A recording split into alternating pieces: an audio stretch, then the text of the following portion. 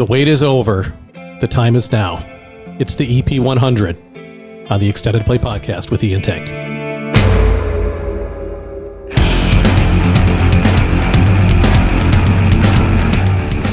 It's the Extended Play Podcast with Ian Tank. We are a music discussion show without the hipster snobbery.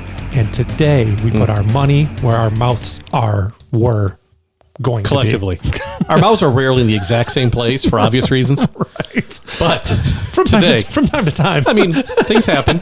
You know. So as promised, today is the day where we begin the countdown of the best albums of, well, our lifetime generally, but Yes. about 1980 through 2020 was our cutoff years.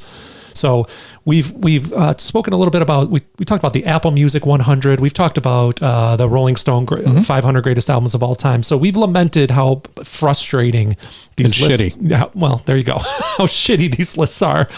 So it's time. It's time to step up. And here we go. We're going to do it today. So we're going to start off today with a little explanation of how we arrived at the 100. Today will be numbers 100 through 91 in this episode, and every other week you will get another episode with the next 10. So we'll have 10 episodes. So stick around. We're working backwards, obviously.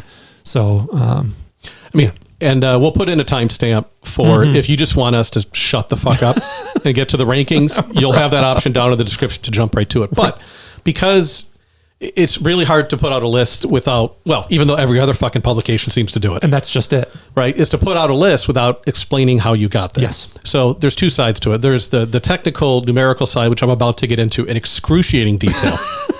But there's also the philosophy of it. What does it mean? It's easy to say best or greatest, but what does that really mean? So we do want to take a minute, because we're not going to bring it up again over the next 10 episodes, to talk about what was our rationale. Now, before we get to that, I just want to point out that when I was thinking about this earlier today, that a lot of, I think we can all agree that people are sheep in general. Yeah. In the sense that there is far less original creative thought out there than you would assume. Yeah. There's nothing new under the sun, right? Yeah, sure. Yeah. But I think people don't, I think that much more than you realize until you really sit down and think about it, are much more apt to repeat what they're told as if those are their choices. I was thinking about this from the standpoint of, why do we always hear about like Biggie and Tupac? Sure. Right? Because I think anyone who really sits down and looks at the genre is like, there's so many more answers. There are, for sure. But something gets said once, people hear it and think that's what it is. That's the orthodoxy. I'm going to pick mine and then just say that's the best. Yeah. No, that's true. And I think that mindset has really infected all these lists, where it's like at one point in time, the intelligentsia, the respected source at the time, said this is what it is. Right. And it's been years and years and decades of basically regurgitating that. And no one, I shouldn't say no one, of the lists that we reference, and I'll talk about them in a little bit more detail. I don't know that there's ever a clean slate. Should it be there? Right? Right? Yeah. I think it's just a lot of, kind of like I made the analogy several times where, like, the NFL football head coaches, well, they'll make a decision, even if statistically it's not the best, because they don't want to look stupid. Right. Maybe 4th and 4 from midfield. We're going to punt so they don't blame me for losing the game. Right. I think a lot of these lists are the same way. There's albums that are included because they're like, well, whether it's good or not, we're going to get killed if we didn't include it. Right. And then there's the other side of it too, which is saying things, or at least ranking albums, either adding an album to your list that wasn't on the other list just to gain clicks, or ranking something artificially high just so you can make headlines. So you see the Lauryn Apple Hill. Music. Yeah. Which, by the way, spoiler, Lauryn Hill's Miseducation Lauryn Hill, nowhere on our fucking list. You know why? Because it's not anywhere close to one of the 100 best albums of our lifetime. No. That's why. No, it's not great. Apple Music. So yeah, I just wanted to get that out there as a disclaimer. And so E, you can maybe chime in on what did we mean by best or greatest? Because I know we talked about this for hours. Yeah, we did. And so honestly, like you said, we're going to stand on the shoulders of other lists a little bit, because I think that's only fair. We've only listened to so much music in our lifetime, and we have our biases and preferences, which will show and will not show in this list.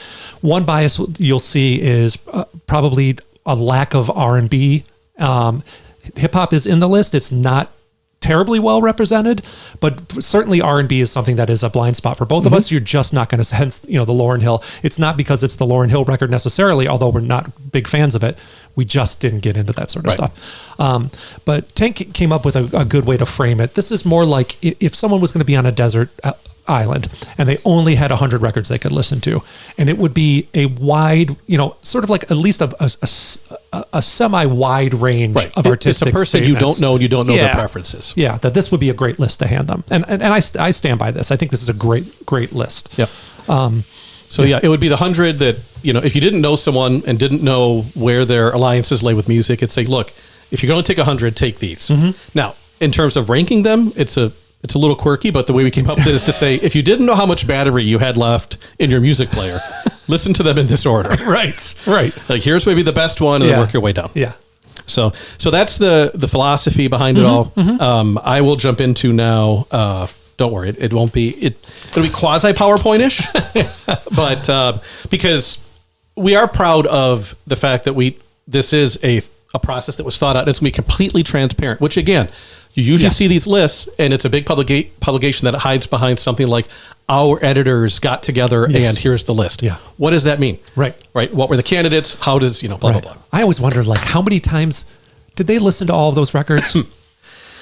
They probably, that's the thing, did everyone, let's say that 30 people contributed, did all 30 people listen to all 500 albums? I don't think so. There's no way. There's no way. So they probably divide and conquer. Right. So, but that's the level of dedication you're going to get here on the Extended Play podcast is we are re-listening, and some of our favorite albums we're just re-listening to again. We don't have anything else to learn probably, but but accountability. We will be able to tell you exactly why the albums are where they are. Exactly. Even if you think it's stupid. Yeah. Okay, well, we'll tell you why they're there. Right. So here's what we did. As you can imagine, this is a 40-year span we're talking about, and we picked this span for two reasons. Number one, because it's essentially our music listening lifetime, and with the exception of we cut it off at 2020, just under the thinking that you can't really identify an album's place in history if it's not more than a few years old. Yep. So it was a nice round number to cut it off at, COVID and everything else. Yeah. And we had zero interest in re-legislating Beatles versus Stones versus Dylan versus who fucking cares? Right, okay. Right. Let Rolling Stone, the geriatrics at Rolling Stone can do that. Right. So I think it's much more interesting and refreshing to take 1980 forward when you're talking about great albums. Agreed. Yeah, and we were 4 years old in 1980. So, I mean, then your earliest memories of driving in your mom or dad's car and them playing music for you. So, which pretty much was Neil Diamond until like 1991 for me. That's true. All right, so here's what we did. But if you sit down with a clean sheet of paper and you have this 40-year, where the fuck do you start? Yeah. Right? Because, and that's where he mentioned that we did lean on some of these lists a little bit. We did. You have to. It has to do some of the pre-screening. So we started by pulling together all the, not all, but the most oft-cited greatest and best lists, right? So that includes the Rolling Stone 500, the Paste 300, the Pitchfork 200, and of course the inspiration for this exercise, the putrid Apple 100. That's right. So we pulled all those together, and as you know me by now, it's in a spreadsheet, right? First thing we did is chop off those lists at 1980 and 2020. The Pitchfork list was only the last 25 years to begin with, so that did not need to be modified. And not surprisingly, Rolling Stone, a fair amount of them were pre-1980. So we took all of those and we boiled it down to, that left about 450 albums that qualified in the time frame between all those albums or all those lists. As you can imagine, a ton of redundancy. But I think maybe the two biggest outliers were like Pitchfork and Rolling Stone. Sure. There were so many albums on Pitchfork that were nowhere in the Rolling Stone 500. Right, which is crazy. Yeah, not terribly surprising knowing the groups there. But so that got us about 450 albums that went into, let's say, a bucket. Sure.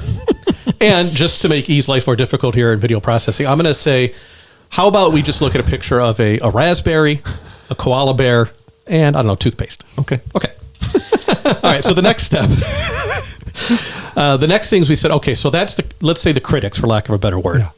What about sales? Because I feel strongly that a big problem with music criticism is they refuse to accept or acknowledge the obvious, that there is great music that is tremendously widely loved and enjoyed, but they just go, no, it's pop. Yeah. And they like to dismiss it. Right. So to take an honest assessment, we said, look, let's take the top 10 albums sales-wise every year. So there's another 400 albums. And I was actually pretty shocked. You don't know this yet. I didn't tell you this yet. Okay. Guess how many, if I take the 400 best-selling albums, 10 per year, Okay.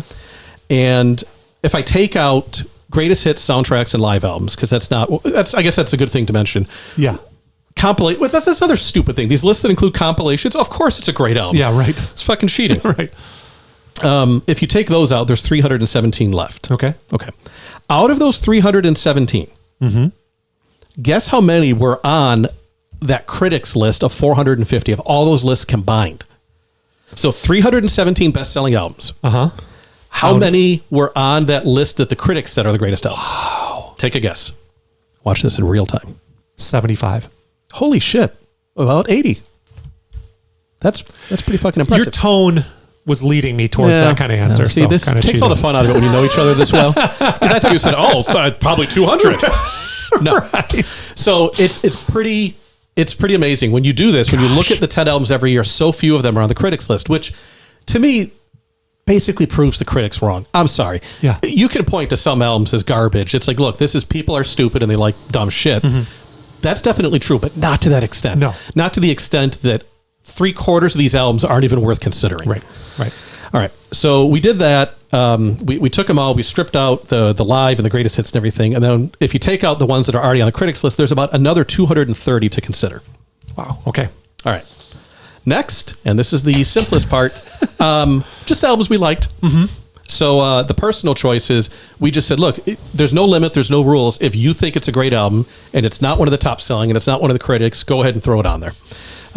We came up with about 10 each on this. It was fuzzy, it moved around a lot, but basically 10 each. So when you add all that up, we had about, 450, 230, so about 700 albums. That's all. So 700 albums were, because all these different methods that went into the bucket, critics, sales, personal preference, now they're in the bucket. We sat down in a Taco Bell. We did sit down at Taco Bell. We did, which apropos. Yeah. And we said, okay, very simple question. Go through these 700, and we did, line by line. Could this be considered one of the 100 greatest albums? Just as a yes or no question. Right. Don't overthink it.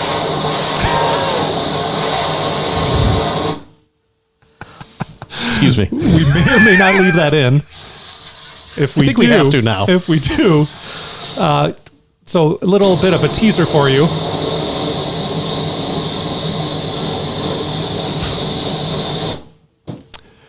Big changes to come next season. That is the construction being done on our new extended play studios. Yep. So it's very exciting. It's going to be a while before it's done. Today's day one of construction. Yeah. So it's we got a whole team in here. Yeah, the demo's going well. We brought in a lot of illegal labor. We did not bring There's no work permit. We didn't pull permits. I mean, my kid's working. I mean, she's sweating up a storm. We're It's summer. freeballing it. What else are you going to do? We pulled up to Home Depot and we just said, everyone hop in. We got a studio to make. It's going to be all sorts of asterisks down here at the bottom of the screen. Yeah. All right. Yeah. So 700 albums, Taco Bell. Should it be in the 100 greatest, yes or no? Yeah. By the time in those albums, we would then call candidates. So the candidates are from the original 700. What do we think? Does this even have a prayer of being top 200? Or top 100, I'm sorry. We did, and we came up with 198. Not bad. So out of these 700 that went into the bucket, 198 filtered out of the bottom through the filter of quality. The sieve of greatness, if you will. Which I think is a nickname for Taco Bell generally. Yes. And they went to become candidates. The candidates now we looked at much more closely and more seriously and spent more time with. Yeah. So out of the list of 198 candidates, both E and myself went into 2 isolated rooms, completely soundproofed, with our own oxygen supply and 3 days of food. That's right. And a bucket to take a shit in. Right. With the assignment... by the way, we really should have added lids to that equation. we should. We didn't think that one Some through. sort of dumbwaiter system where we could get the shit out of the room. Exactly. When we do this again, there's a lot we would do differently. So the 198, we said, okay, you go pick 100. I'm going to go pick 100. And that's the way that we started to narrow it down. And our kind of methodology, philosophy to agree there is that if both of us ended up picking an album on this list of candidates, it would automatically be in the 100 because if we both want it, clearly it should be there. Yep. We did that in 59 out of our 100 matched.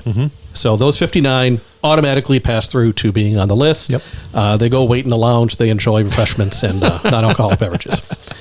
All right. After that, so now there's 139 albums left. We picked 11. Not quite sure how we got to 11. Yeah, but that we was did. weird. Whatever. And we said, you know what? No excuses or no questions asked. Go ahead and pick your 11 albums. Yeah. You don't have to justify it. It's your pick. So we're mentioning this because we will, when we go through the albums one by one, we will mention how they qualified for the list. Yes. So there are some that we just straight up are personally accountable for. And the other guy could say, look, not my baby. Right. We disagree. Totally. Yeah. Right. So we allowed ourselves 11 of those each. And at that point, we have, so those are 22 more, leaving a remaining 117 to pick from. And we basically looked at the list and said, let's agree on 19, right? Ones that maybe we didn't blindly agree, but it's like, okay, that was so close. I almost picked that one. Yeah. And we went through 117 and agreed on 19. That would be the list. So we did that, and that's how we got to 100.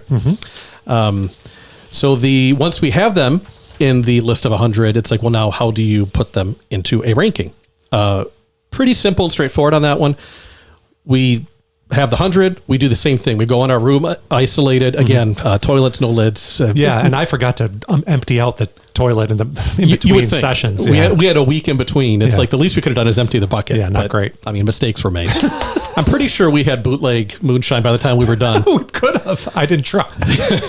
Anyway, so we took the 100 and again went off into our isolated pods and said, rank them how you see it fit 1 through 100. And then all we did is take the ranks that each of us made, add them together, and then the lowest number would become number 1 on the list. Right. We have some examples. I'm sure we'll have one up on the screen for you just to visualize it. But so there is a methodology, and it's pretty straightforward. And now you know exactly how we got there. And I'm proud of it. I am too. I mean, like, and then we also just kind of eyeballed the list afterward. Right. And there were some things where we thought like, oh, once you see this next to this, it's glaring that this is not a better album than this, and it just got lost in the shuffle. So then we made minor adjustments there. Right. But, and we did, and then we also broke it down by genre to make sure that we weren't making any mistakes genre by genre. Because when you look at 100 all spread out, it's easy to miss that within a particular genre, you're saying this album is better than this album. Right. We went and made sure we were comfortable saying that. Yeah, for sure. So I will, again, before we get started, and we're about to in a second here, I will put this list up against anyone else's list. I feel strongly it's better than any list I've seen so far. Yeah, absolutely. For this time period. Absolutely. Yes. For sure. All right. So shall we start? We shall. All right. Let's do it. All right. And hello to everyone who hit the timestamp from 20 minutes ago. How's it going? You didn't miss much. Glad to have you back. Yeah. But pro tip, if you ever shit in a bucket inside your house, buy a lid. Yes. No further explanation needed. All right. All right. So at number 100, drum roll, please. We have Killer Mike with Rap Music, R-A-P Music, which, by the way, stands for Rebellious African People. I like it. Had to look that up today. That's cool. This album came out in 2012, and it made the list via negotiation, although pretty heavily influenced by, I think at that point, he just wanted to go home and was like, whatever, dude. That's not true. So why is it on the list? And by the way, as we go through the list, by and large, with some exceptions, the jabroni you see talking about it tends to be the guy that rated it higher. Right. Which sort of makes sense. It's and sometimes that's one ranking higher. Exactly. How many did we get exactly on? 3 or 4, I feel like we ranked exactly the same blindly, which is pretty impressive. Pretty impressive. Yeah. There are some pretty big discrepancies on some, which we will also address. Which it's what you come here for. It's what makes the show great. It's the yin and the yang. Yep. All right. So Killer Mike Rap Music. I really like this album. I almost used my exemption on it. We ended up negotiating it. This album is essentially Run the Jewel Zero. It is a Killer Mike album where he's the MC, he does the writing, but it is entirely produced by LP, every track. This is where they met. This is where they realized they wanted to work together. So Rap Music came out in 2012. RTJ1 came out in 2013. So basically they did this, said that was fucking awesome. How about we do this all the time? Right. So Killer Mike he's an elite level MC. LP always produces these weird but great beats. Yeah. This album is no exception to that. The one thing I will implore you to do from this is go watch. I don't know how I missed this when we ranked our favorite videos, or the best videos. But the video for Reagan, which is one of the tracks on here, obviously very political, but an incredibly well done. It's like an animated. It's only using red, blue, and white. And an amazing video. With a lot of uncomfortable truths in it, I believe. So go check that out. And then for myself, there's a song called Willie Burke Sherwood. It's the second to last song on the album. It's a very rhythmic, kind of just smooth song, but it relates to struggles, adversity, and overcoming. And it always kind of hit a chord with me. So I would recommend you check that one out as well. Nice. Yeah. That's 100. Yeah, I co-sign. All right. 100. Number 99. And Mrs. E is going to be very excited about this one. This was her one thing. I don't know, were you there when she said that? She said I don't care about the list. Well, maybe she didn't say anyway, this album needs to be on the list somewhere. And it made it. That is Rhythm Nation 1814 by Janet Jackson. So apologies to Mrs. E that it's this low, but it is on the list. And not because, and it was anyway. It was before she mentioned that. It was already on the list. Yes, to be clear, we did not add it after her request. Right. Did you know why 1814? Okay. Yes and no. Okay. I had always thought it was the 18th, R and N were the 18th and 14th letters of the alphabet. They're saying in Wikipedia or somewhere that it's 1814. They're trying to get in. Yeah. No bueno.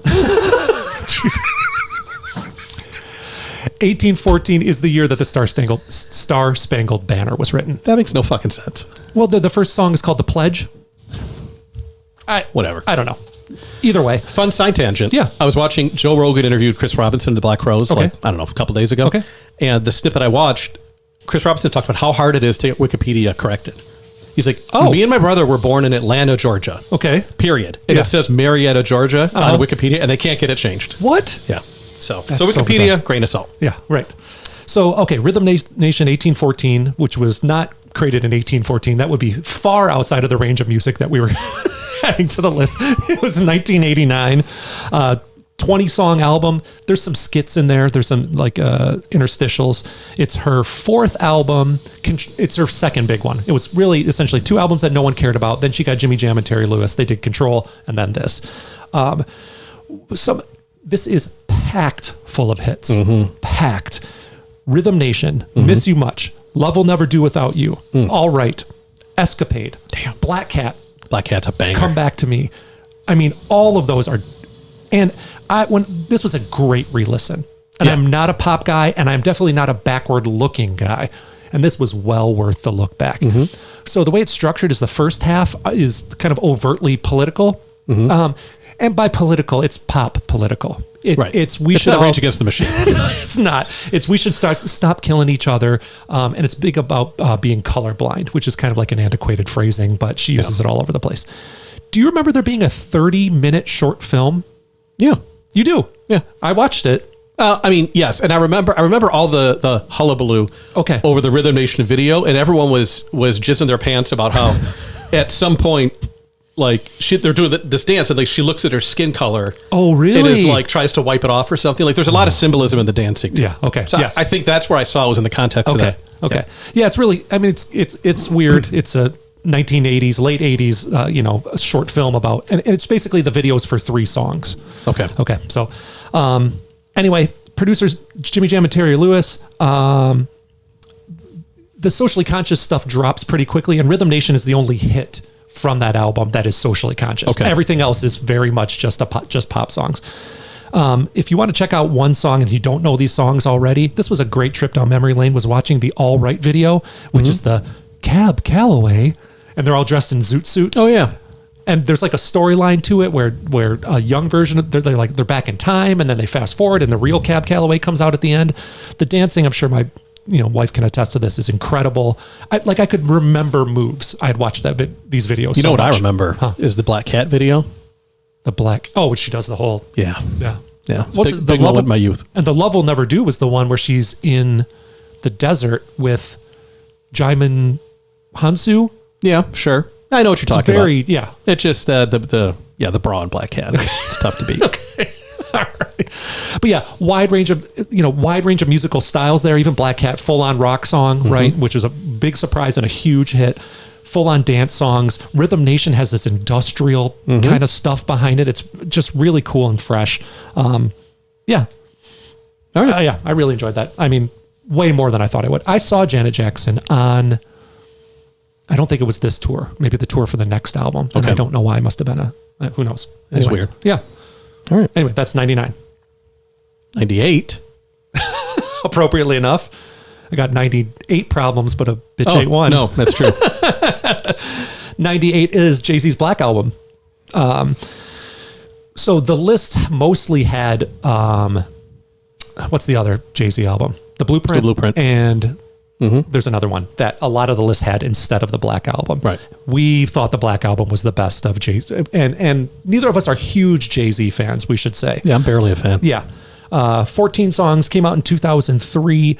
No real filler. There's no skits, from what I recall. Or if there's a skit, it's embedded within the I song. like the PSA. Yeah. Yeah. Yeah. Yeah. There's right, but it doesn't feel like a complete waste. No.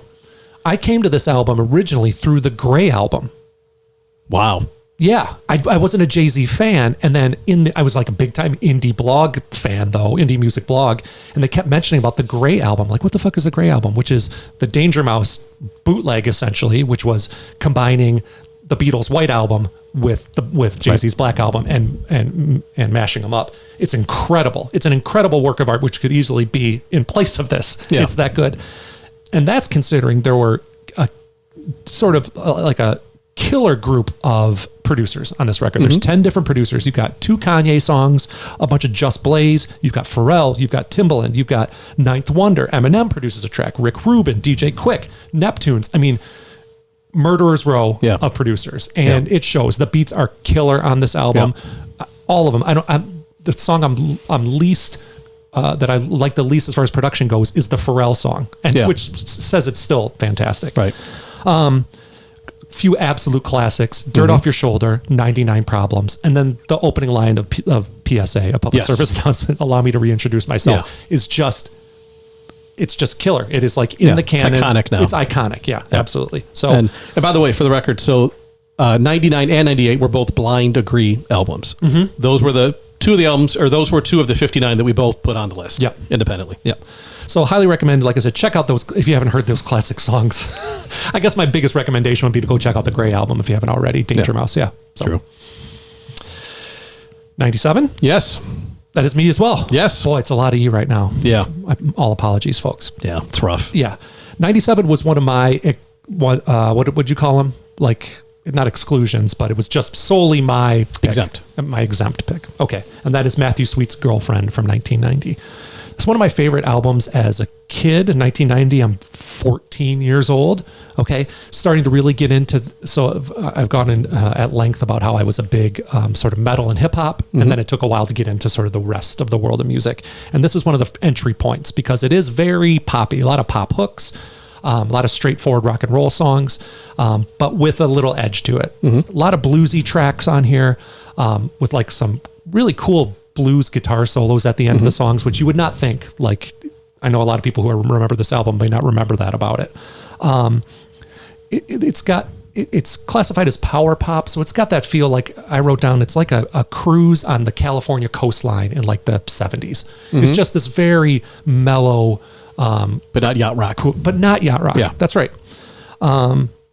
Songs to check out: "Girlfriend," the title track, maybe one of my favorite songs of all time. Song. It's incredible. Great video too. "Evangeline," "Thought I Knew You" has like this cool Latin acoustic guitar strumming that comes out of nowhere but fits the album. And then "Your Sweet Voice," I really like, very slow tempo song with a killer guitar solo that breaks in. So, highly recommend. I know it's not going to make many other people's lists, and I don't care because it's fucking awesome. Yeah, and it's our list. Yep. So, suck it. Yep. Speaking of sucking it, I don't know where this is going. Neither do I. Hang, buckle up, folks. No, there's no sucking here. Anyway, number 96 is Drive-By Truckers with Decoration Day. This album came out in 2003. It is one of my exempt picks. So the Drive-By Truckers make amazing albums in today's day and age. Jason Isbell makes amazing albums in today's day and age. So to find out that they were once all in the same band is like finding out Michael Jackson was a New Edition. Okay, it's like, oh shit, like he was with them, right? That's when you got into the game of this stuff late, like I did. It's like, Oh my God, they were, Bobby Brown, if you're watching, I'm sorry, he's going to come after us. Yeah. He's going to be like, what? yeah. No, I mean, Bobby, it's MJ. Right. So I mean, I'm a big fan of both them in their current forms. And at one point they were, like Voltron. So, in putting together some of the snippets, facts for this, I learned a couple things. 7 of the 12 songs were recorded on the first take. Incredible. And, Wow. and then the other 5 were on the second take. Wow. So, and Ryan Adams was supposed to produce this album. And he was supposed to produce Southeastern too. Yeah. Yeah. Okay. You're right, it's Southeastern. Not Okay. this. I got my facts mixed up, folks. Sorry. It happens. We're human. That's right. But thanks for calling me out. Well, we can cut it. Let's just cut it. No, it's staying in. Fuck it, we'll do it live. So it's rare to have 3 singer-songwriters on an album, right? It's not terrible. It's still kind of rare to have 2. Yes. But 3? Like where they write the songs and good at it, not just like some pity bone where they throw like the drummer like a shitty song. Right. Sorry, Ringo. Yeah. But Heathens, Outfit, and Decoration Day are all amazing Southern rock songs. Heathens in particular is just a beautiful, gorgeous song. I think the best intro to Drive By Truckers. So if you can go look up the song Drive By Truckers, Heathens. If you don't like it, don't bother with the rest of the 13 albums or so. Right. But great album. I probably, if it was my way, there'd be a ton of DBT records on here, but that's not quite how it works. Yeah. Which, by the way, too, to remind people, if as this list goes on and you're getting angry that your favorites aren't included,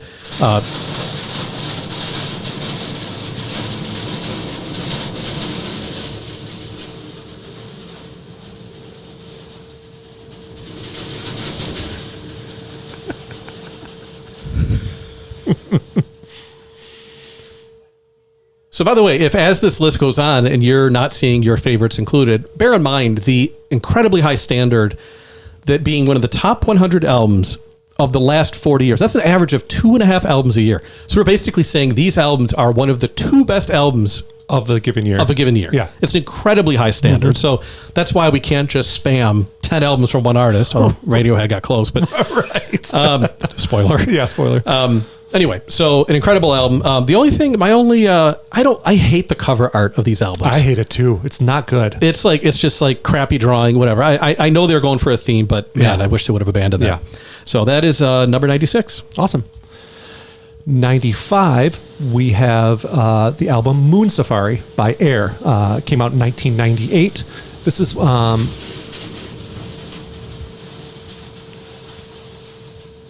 I think it's ironic that it's air, and there's a lot of air being circulated. yes.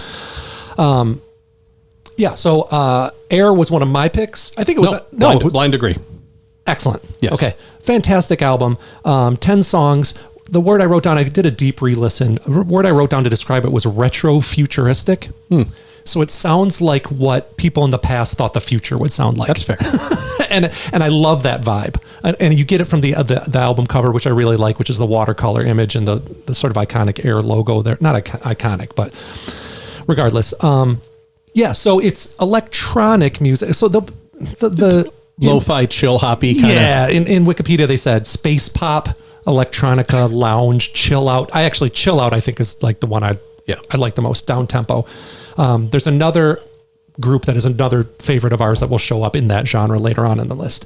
With this album, I think when I was a kid, I think it's after I watched the movie About a Boy, where Hugh Grant plays this bachelor, and his dad has written one of the greatest Christmas songs of all time, and he's a do-nothing layabout. Not his dad, but he is, because he's living off the royalties of his dad's. Okay. And he's got this bachelor pad set up, and he's got like a wall of CDs, and he's always wearing the coolest clothes, and he gets $150 haircuts, and everything is just so. And I always pictured, like, as an adult, my apartment would look like that one day, or my house would look like that one day, and that this album will be the kind of album playing. Like just a vibe for like that cool, whatever. Also, So my favorites are the songs that are vocal free, actually. I actually would rather them not have vocals in it. I'm not going to try to pronounce a lot of them because this is a French duo, and a lot of the songs have French titles, but the very first, that's the first one, which is fantastic. You may not know that you already know it if you haven't heard Air. Yeah. You've definitely heard it in a Starbucks. You just didn't realize it. That's exactly right. Yeah. Anyway, one of the things I actually, as I was doing research, our friends over at 1001 Album Complaints, they did this album because it was on that list of 1001 albums you should hear before you die. One of the guys said in his like tweet length review of the album was, I just listened to the coolest hold music ever. It's perfect. Which is perfect. Yeah. And it is, but in a good way. So you've got like kind of cheesy horns that could, and synths that could be part of like a 70s movie soundtrack, but then futuristic Daft Punk style vocals and hip hop-ish beats. So highly recommended. Number 95, Moon Safari by Air. Nice. And coming in hot at number 94, we have Blues Traveler with the album 4, released in 1994. And this is one of my exempt picks. I believe pretty strongly this should have been on the album, or on the list. Not entirely sure why. I'm sure that, I'm biased because, 1994, this is, probably the peak of our diving into music and exploring sort of thing. Yep. But I was thinking, I did some kind of soul searching when I had to put this these notes together. Like, why is it? I'm like, I think it's because I feel like this album has more warmth than almost any other record I've heard. It just feels okay. And I think it's the harmonica. For sure. It's got to be the harmonica that like separates it, but it just has this kind of folksy, warm feeling to me. But also at the same time being very well crafted pop songs. Absolutely. It's a very difficult thing to pull off, to feel organic and rootsy, but also poppy. Yes. That's not easy. Yeah. To have radio hits. Right. To be a band like this, bluesy, jam bandish, but still able to craft perfect radio hits. Right. Yeah. With zero compromise. Absolutely. Like these are the songs they wanted to make. Yes. And they just happened to be received well. Yeah. So, you guys know the big songs. Run Around is the biggest hit. Hook was probably the sleeper hit. I think Hook is that song that you heard it, but you didn't know it was named Hook. right. And you don't even know who sings it. Right. And then my personal favorite, The Mountains Win Again. Yeah, love that song. Gorgeous, gorgeous song. Yeah. And but even beyond those three, the whole album is good. There's not much filler on that album. No, there's not. I re-listened to it. There's not much filler. And I guess that's to answer the question when I started here is, I think that's why, is it's incredibly rare to have an album, but has no filler, still manages to have a few hits, but absolutely no filler. Yeah. So yeah, I mean, Blues Traveler 4, great album. Nice. 94. Do I have 93? I don't have it. I have 93. I thought so. And 92, so get ready for a Buckle up, Tank fans. whole stretch of Tank.